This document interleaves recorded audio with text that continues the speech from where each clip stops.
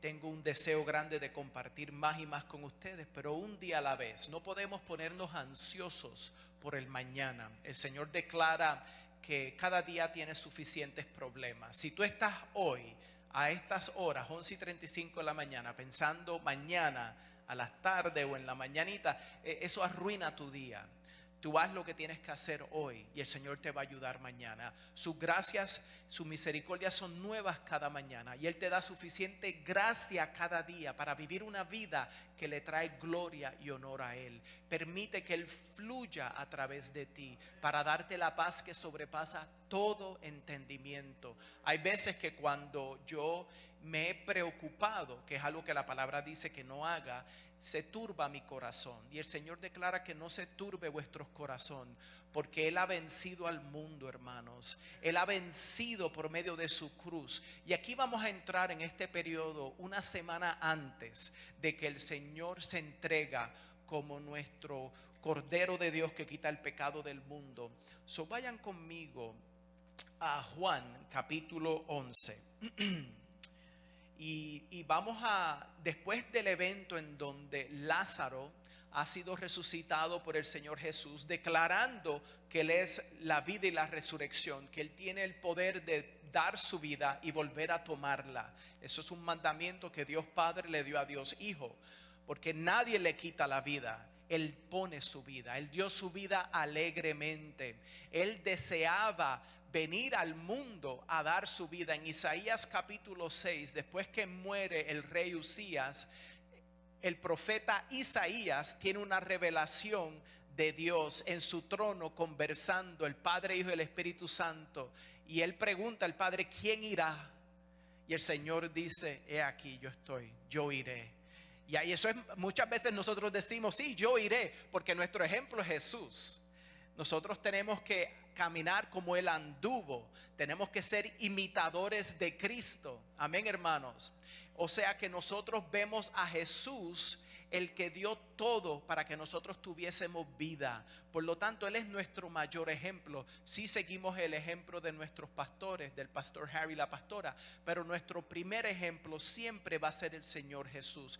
Y aquí vemos claramente, después de la resurrección, dice en el verso 45 de Juan 11: entonces muchos de los judíos que habían venido para acompañar a María y vieron lo que hizo Jesús, creyeron en Él. Recuerden que Tomás, después de la resurrección, él era el gemelo que no había estado reunido con los otros discípulos, como un hombre cobarde, asustado. Cuando se les aparece el Señor Jesús en el día de resurrección, Tomás no estaba y ellos le dicen que el Señor Jesús había resucitado, pero él dijo: a menos que yo lo vea con mis ojos, ponga mis manos, mis dedos, ¿verdad?, en sus heridas, en su costado, no creeré. Y ahí se le vuelve y se le aparece el Señor Jesús. Y Él les dice: bienaventurados aquellos que han creído y no han visto. Esos somos nosotros. Nosotros somos más bienaventurados aún que esos discípulos que creyeron porque vieron. O sea que aumenta tu fe poniendo tu esperanza en Cristo. No dudes que Él cumplirá lo que Él ha declarado. Por lo tanto, continuamos. Pero algunos de ellos fueron a los fariseos, eso es los que habían creído, y les dijeron lo que Jesús había hecho. Aquí ves el celo de los que querían mantenerse en control y no soltaban autoridad a Jesús. Entonces los principales sacerdotes y los fariseos reunieron el concilio y dijeron: ¿qué haremos? Porque este hombre hace muchas señales. Reconocían que él hacía muchas señales y él les declaraba: ¿por qué me quieren matar? Si lo que yo he hecho son cosas buenas. Y ellos dicen: no porque hiciste buenas obras, sino que por tú siendo hombre te declaras Dios. Porque él declaró que él y el Padre eran uno. Y antes de Abraham, Él es el gran Dios yo soy. Él lo declaró en Juan 8. Y por eso es que tomaban piedras para apedrearlo, porque no aceptaban que Él era el Mesías, porque ellos no habían entendido correctamente las profecías. Y a eso llegaremos.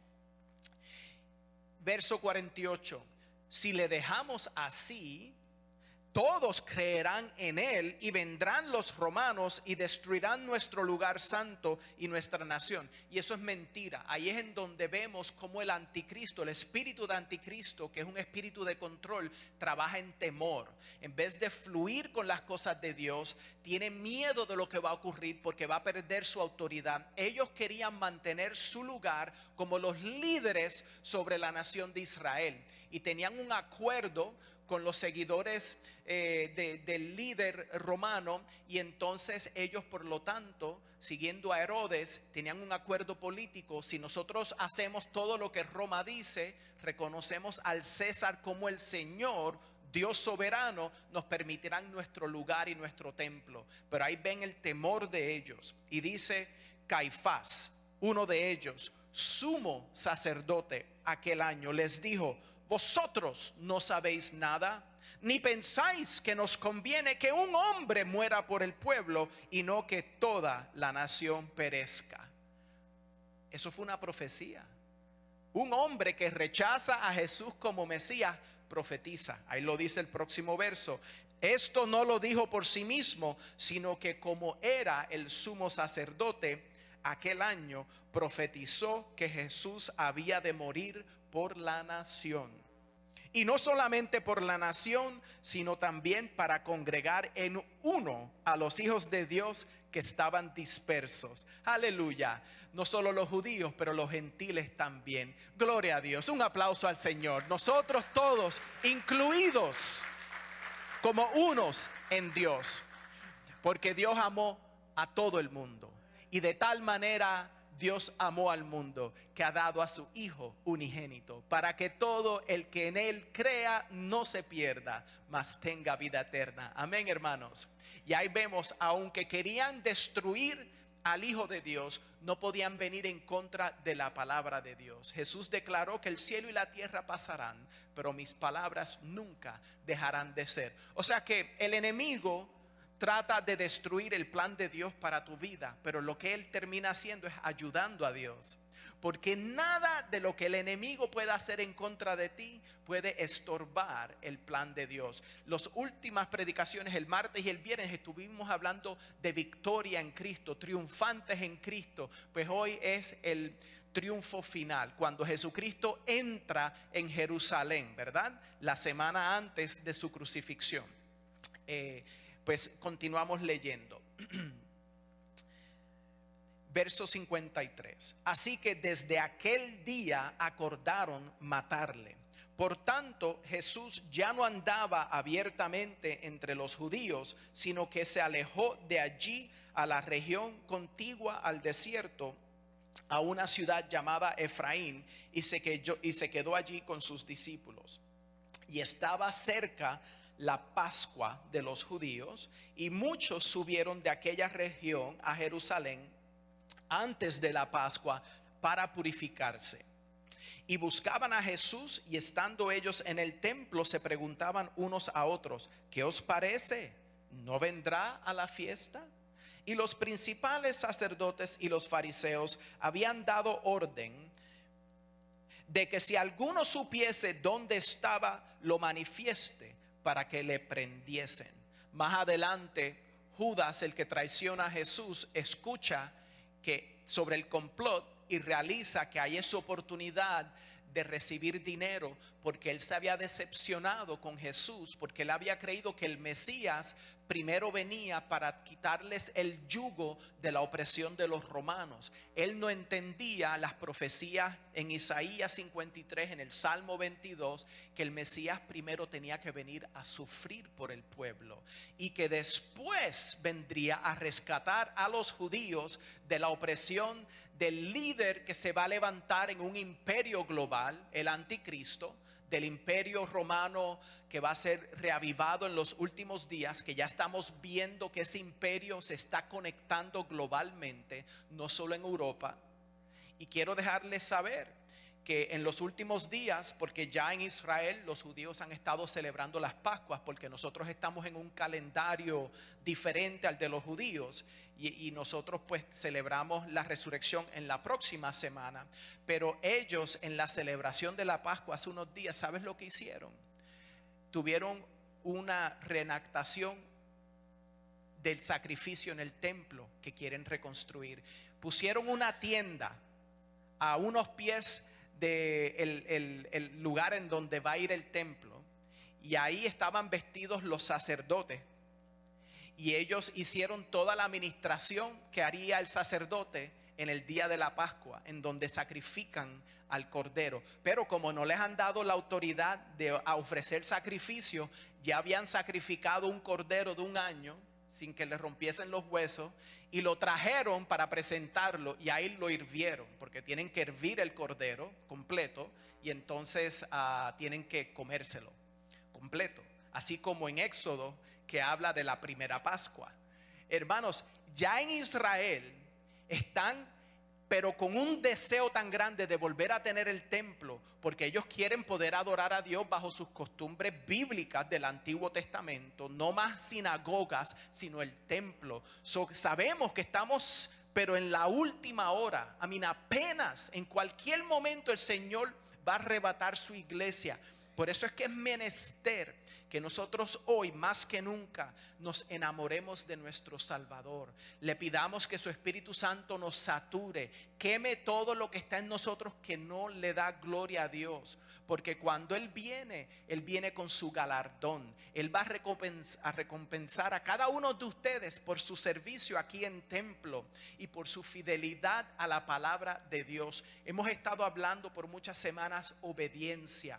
El Señor desea obediencia, no sacrificio. Él declara que Él se cansó con el pueblo judío porque ellos ofrecían muchos sacrificios de animales, pero no adoraban a Dios de corazón. El Señor Jesús declaró: este pueblo se acerca a mí de boca, de labios, pero su corazón está lejos de mí. Qué triste debe ser cuando un creyente empieza a ser un formalista y deja de ser un adorador en espíritu y verdad, porque se agarra de los ritos y no de la esencia. Hermanos, Dios es real y Él mora en templos no hechos por manos de hombres. Él mora dentro de ti. Tú eres la habitación de Dios. Tú eres el templo de la Trinidad, y Él quiere fluir de ti para tocar las naciones, hermanos. Traer vida a esos lugares en donde no hay vida. Por eso es que nos congregamos los martes para orar. Yo sé que algunos de ustedes no tienen el right para venir aquí a la iglesia. Hermanos, estamos parados firmes con ustedes, a ustedes en sus casas y nosotros aquí. Pero el Señor hará el camino para que podamos estar juntos en oración. Seguimos leyendo en el capítulo 12, verso 1. 6 días antes de la Pascua vino Jesús a Betania, donde estaba Lázaro, el que había estado muerto y a quien había resucitado de los muertos. Y le hicieron allí una cena. Marta servía y Lázaro era uno de los que estaban sentados a la mesa con él. Entonces María tomó 1 libra de perfume de nardo puro, de mucho precio, y ungió los pies de Jesús y los enjugó con sus cabellos. Y la casa se llenó del olor del perfume. Hermanos, el viernes hablamos de que nosotros somos un olor fragante para Dios. Nuestra vida le da gloria a Dios.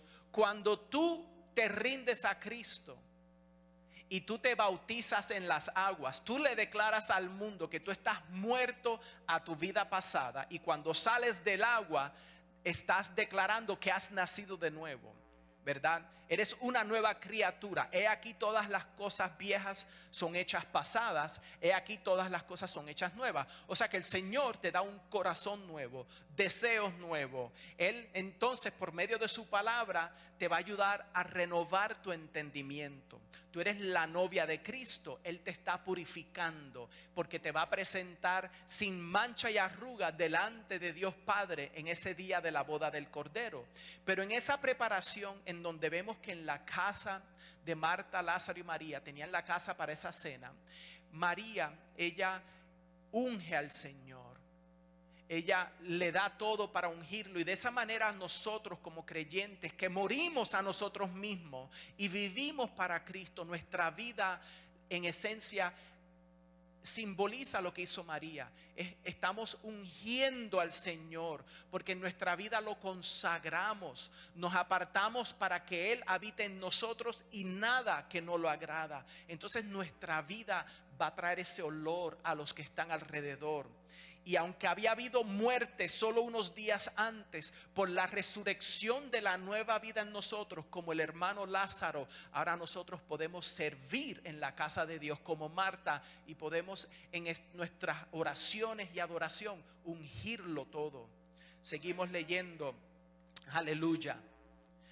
Y la casa se llenó del olor del perfume. Y dijo uno de sus discípulos, Judas Iscariote, hijo de Simón, el que le había de entregar. Ahí es en donde tú ves que el que tiene motivos incorrectos siempre menosprecia las ofrendas de adoración de los creyentes. Se burla, es uno que causa división, es un traidor. No le es fiel y leal a los de la casa de Dios. Y ahí vemos ese ejemplo. En vez de estar agradecido con lo que se está haciendo al maestro, él aparenta que quería ayudar a los pobres, pero él era pillo.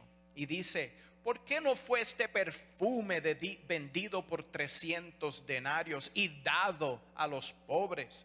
Pero dijo esto no porque se cuidara de los pobres, sino porque era ladrón, y teniendo la bolsa sustraía de lo que se echaba en ella.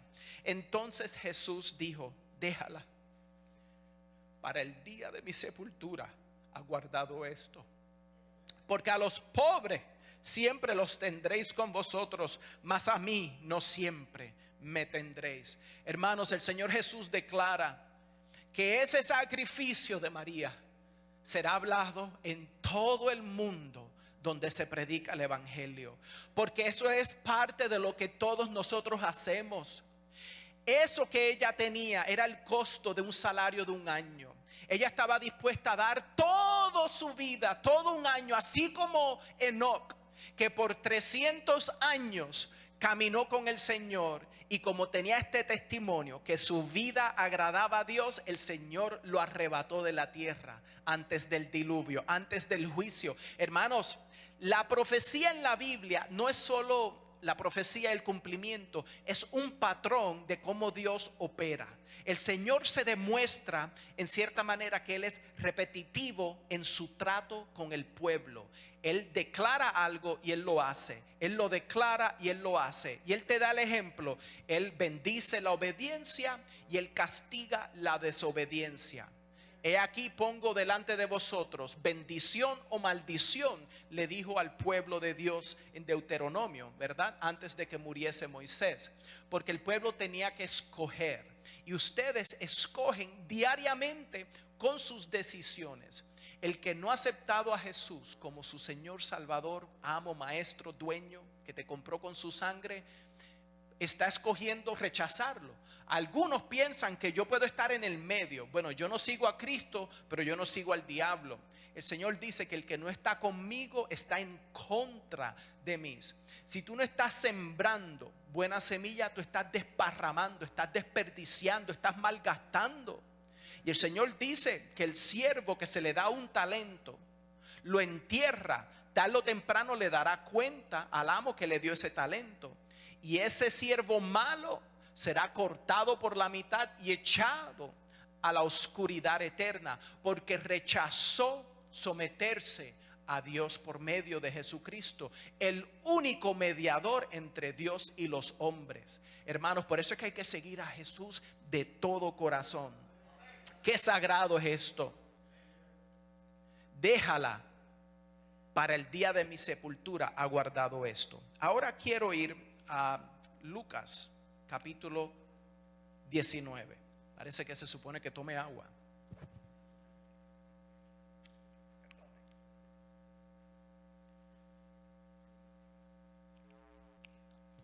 Gracias al Señor.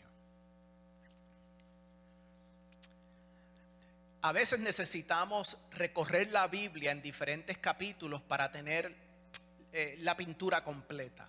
Ahora, después de haber estado ahí con Marta, María y Lázaro, llegamos al capítulo 19, comenzando en el verso 28.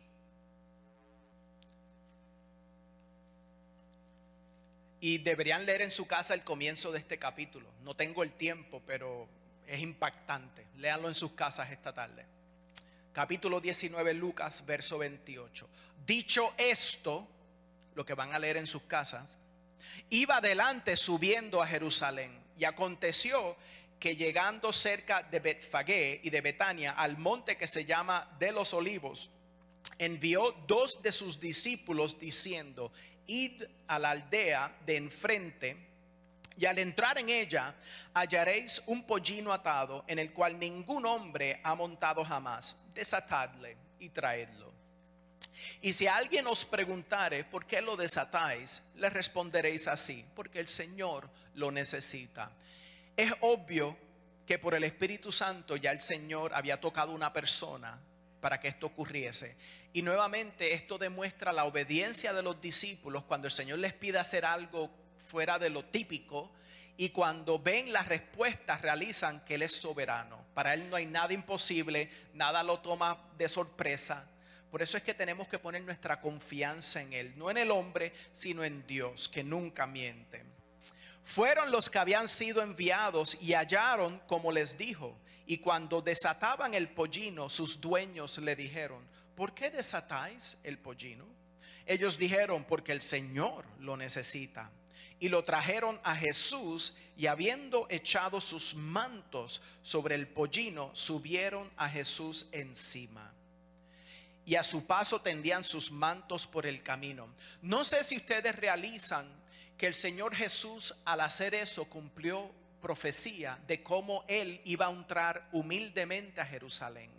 Pero no solo eso, sino que en el libro de Daniel, un libro profético, encontramos que al día específico, 483 años, casi 500 años después que fue escrito el libro de Daniel, ese capítulo declaraba el día exacto en que el Señor Jesús iba a entrar triunfante a Jerusalén.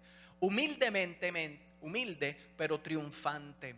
Y por eso es que Él declara al final, cuando lleguemos a leer, una declaración crítica, porque se supone que los judíos que estudiaban la ley, los fariseos, reconocieran el día del Señor cuando Él venía a presentarse como el rey de los judíos, pero ellos lo rechazaron como rey. Por lo tanto, Él va a morir como el cordero. Y dice: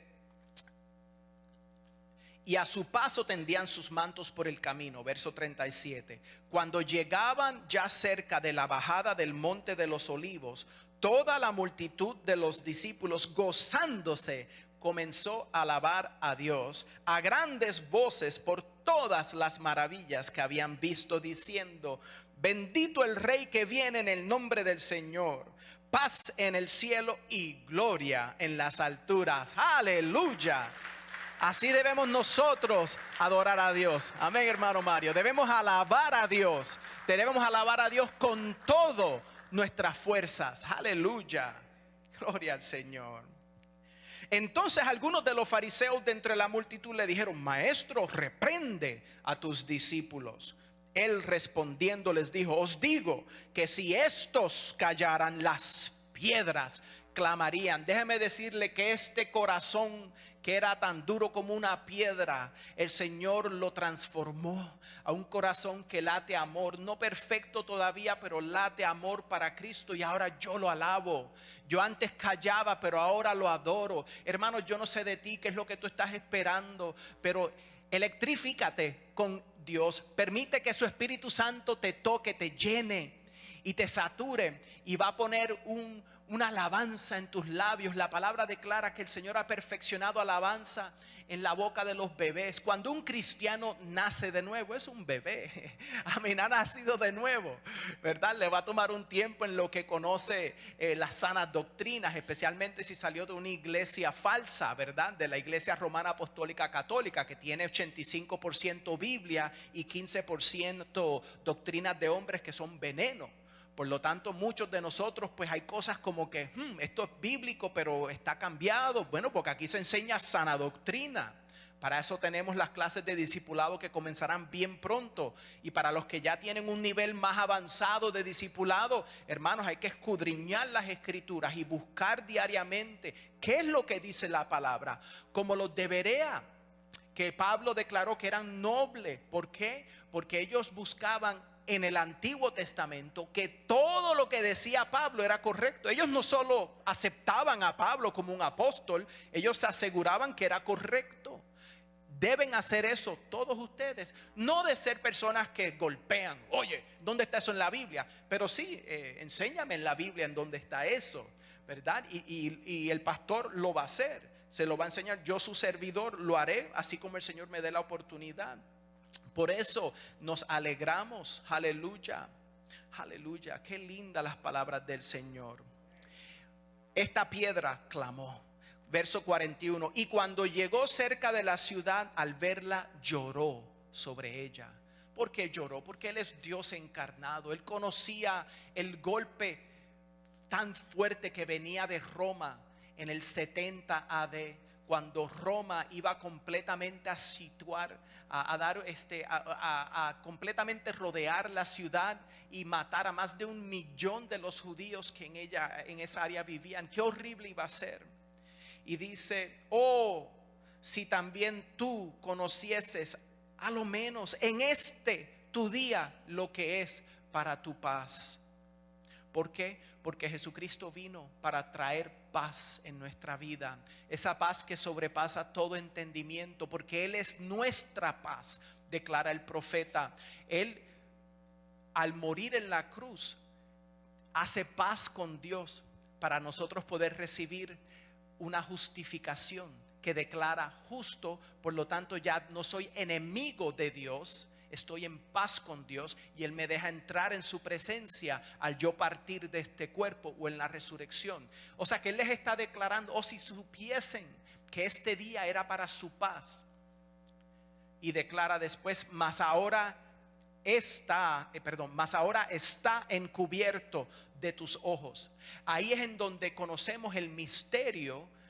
Hablando de misterios el viernes, que hablamos de 3, ahora hay un cuarto misterio, y es en donde el Señor le da una ceguera parcial a los judíos. Y en Romanos 9, 10 y 11 Pablo nos los declara ese misterio, pero que en el futuro el Señor les va a remover la venda de los ojos, para que cuando el anticristo esté por destruir a todo Jerusalén en el día de Armagedón, ¿verdad? Eso es en el futuro, ¿verdad? Lo que la palabra nos enseña en el libro de Apocalipsis.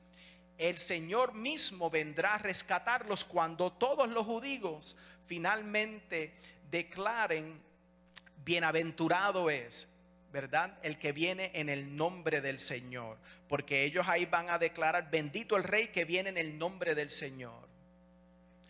Baruch Hashem Adonai Eloheinu, me parece que es en hebreo. Ellos van a declarar bendito, ¿verdad?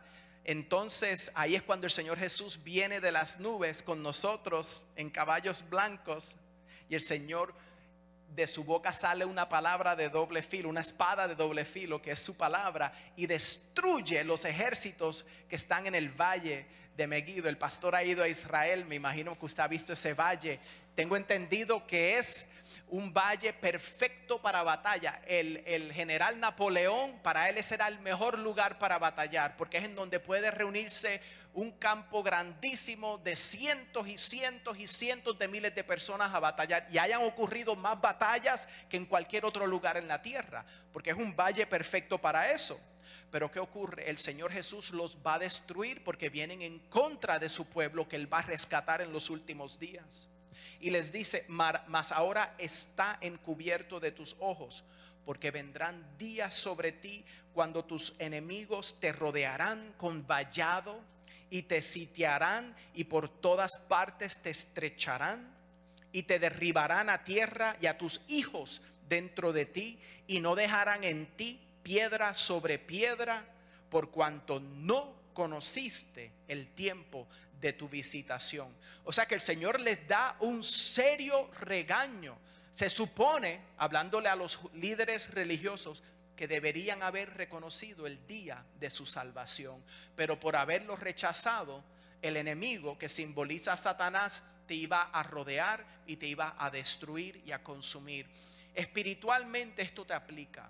Si tú no has reconocido el día de salvación del Señor, el enemigo te está rodeando. El enemigo tiene su campaña para que tú te llenes de hambre y de sed y para que hagas cosas terribles. Ustedes saben que ahí las mujeres por hambre empezaron a hervir a sus niños y a comérselos. Canibalismo ocurrió porque los romanos completamente cerraron a la ciudad. Y no solo eso, Tito, el general Tito, que después terminó siendo el César, él les dijo que sacaran todo el oro del templo. Ya estos judíos que nos dan tanto dolor de cabeza no van a tener más su templo. Nos llevamos todo el oro a Roma, ¿verdad? ¿Y qué ocurre?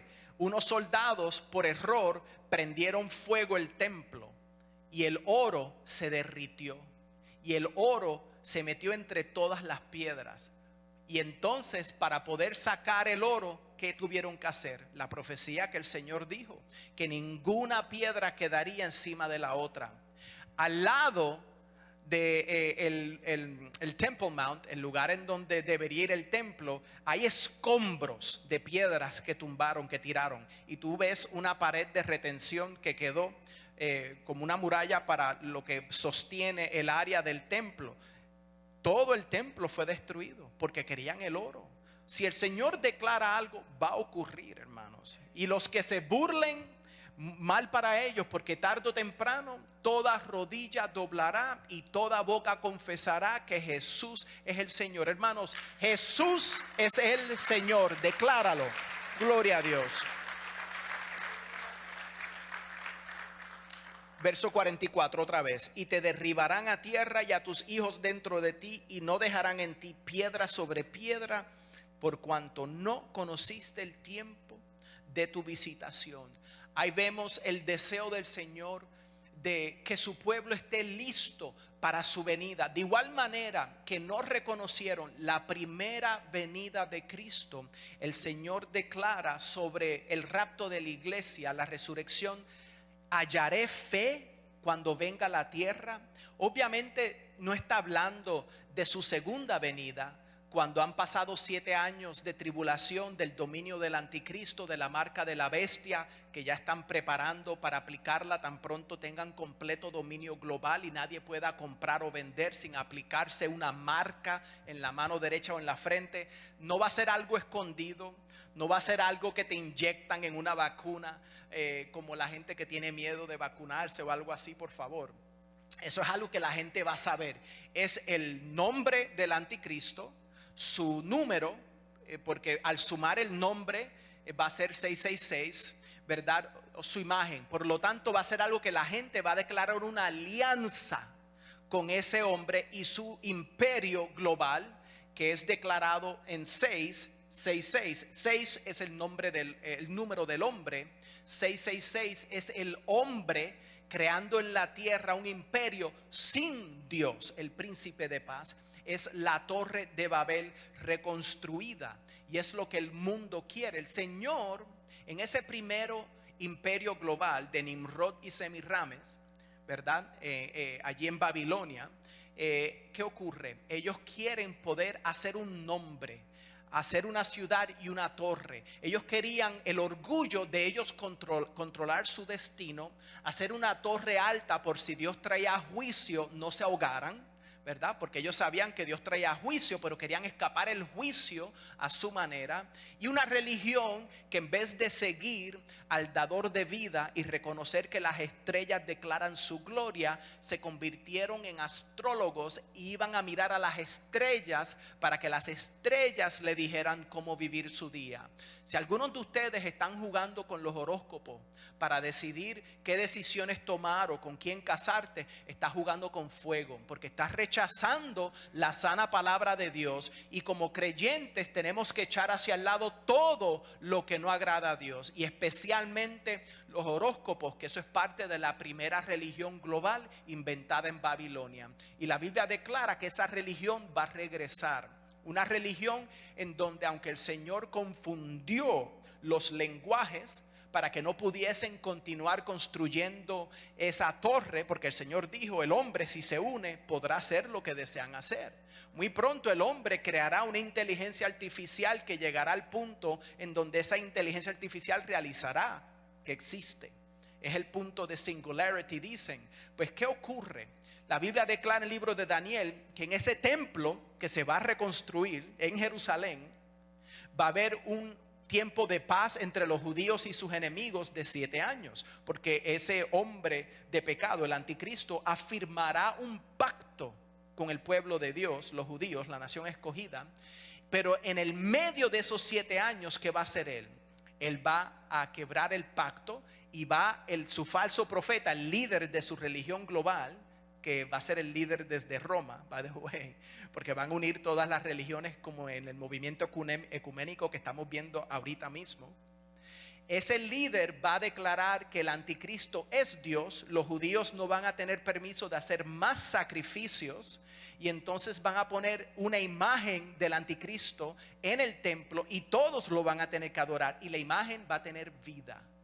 Hermanos, eso a mí me parece, puede que me equivoque, pero eso a mí me parece que va a ser una inteligencia artificial en donde un objeto que no tiene vida, como un golem, mágicamente le van a dar vida, y ese objeto va a obtener la conciencia de ese hombre malvado. Mas la palabra nos da a entender que ese hombre malvado va a haber un atento en contra de su vida y parece que muere, y el mundo entero triste porque murió, pero va a resucitar nuevamente ese hombre, y en ese momento ese hombre va a ser poseído físicamente por Satanás, y ese dragón va a controlar a ese hombre y va a dominar el mundo por 3 años y medio. Y la Biblia dice que esa es la gran tribulación, y va a ser tan terrible esos días que si no se acortara el tiempo no sobreviviría ninguna carne, pero por los elegidos, ¿entiendes? El pueblo judío, porque durante ese tiempo la iglesia ya no va a estar en la tierra.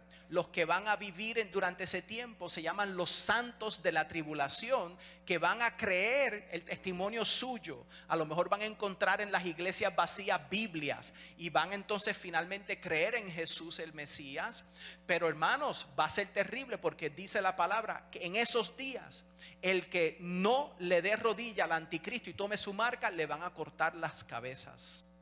O sea que esto es serio. A mí probablemente es el mensaje más serio que yo he predicado, porque yo estoy seguro que estamos en los últimos días, y yo no sé si yo tengo mañana para volver a hablarles. Y es mi deseo que ustedes sepan, tienen que decidirse.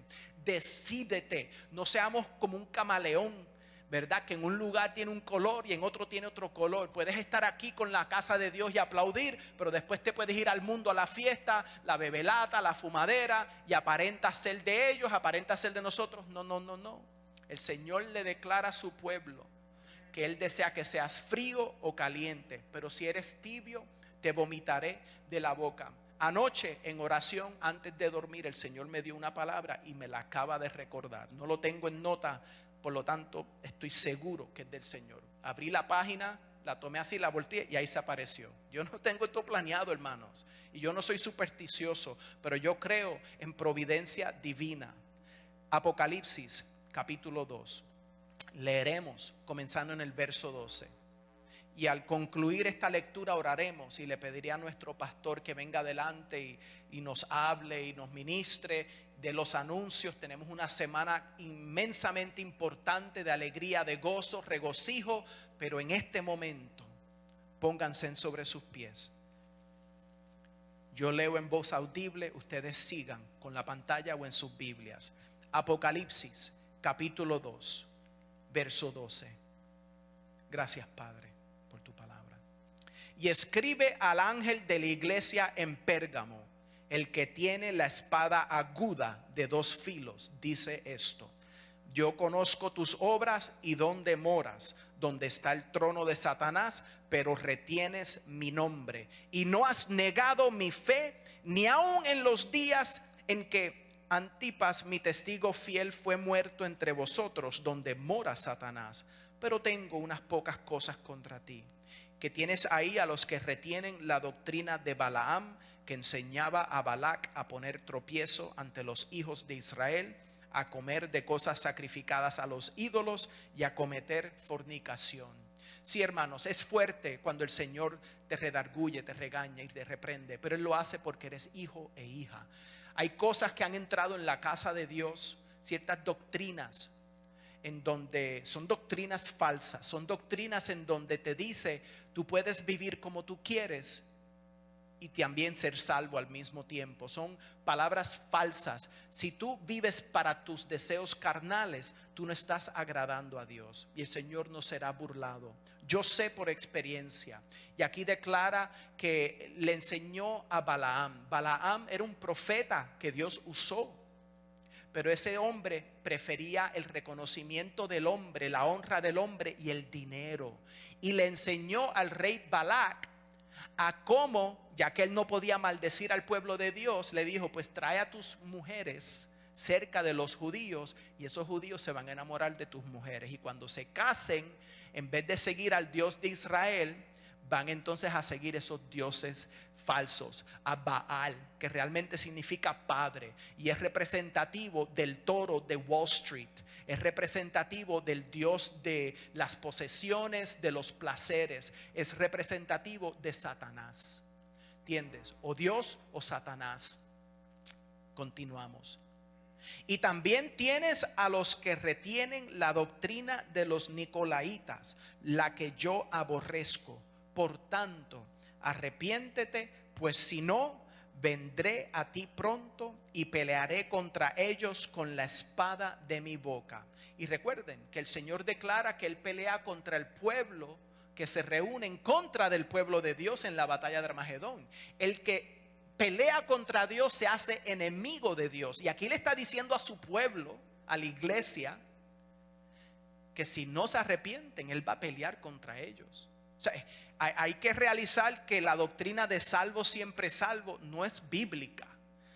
O sea, el Señor te sella con su Espíritu Santo, pero eso no significa que tú no tienes la capacidad de entristecer al Espíritu Santo, apagar al Espíritu Santo y rechazar al Espíritu Santo, porque es un pacto que tú hiciste con Él de matrimonio, como hablamos el viernes, en donde tú estás ahora en espera para el día de la boda, en donde vas a completamente ser unido con el Señor.